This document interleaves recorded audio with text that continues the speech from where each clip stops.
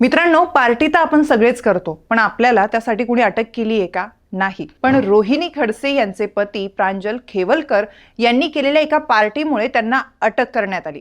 कारण ही party साधी-सुधी party नव्हती, ही होती रेव पार्टी. पण रेव पार्टी म्हणजे काय असतं? ही पार्टी करणं बेकायदेशीर आहे का? आणि आपण करत असलेली पार्टी आणि रेव पार्टी यात नक्की फरक काय आहे?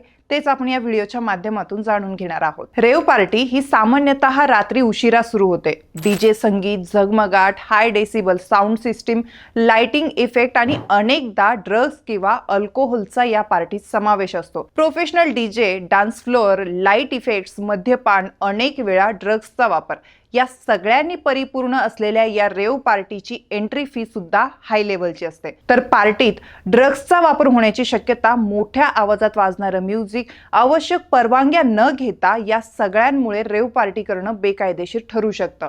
आता आपण करत असलेल्या होम पार्टीमध्ये म्युझिक, डान्स, जेवण सगळं असतं, पण सगळं अगदी लिमिटेड असतं.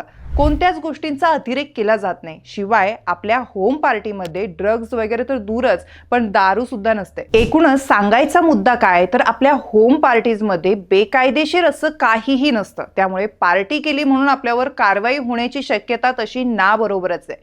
पण रेव पार्टी करणाऱ्यांना मात्र कडक कारवाईला सामोरं जावं लागू शकतं. पण तुम्ही कोणती पार्टी करता? रेव पार्टीबद्दल तुम्हाला याआधी माहिती होतं का? ते आम्हाला कमेंट करून नक्की सांगा. आणि आमच्या ऑनलाईन नेताच्या सर्व पेजला लाईक, फॉलो आणि शेअर करायला विसरू नका.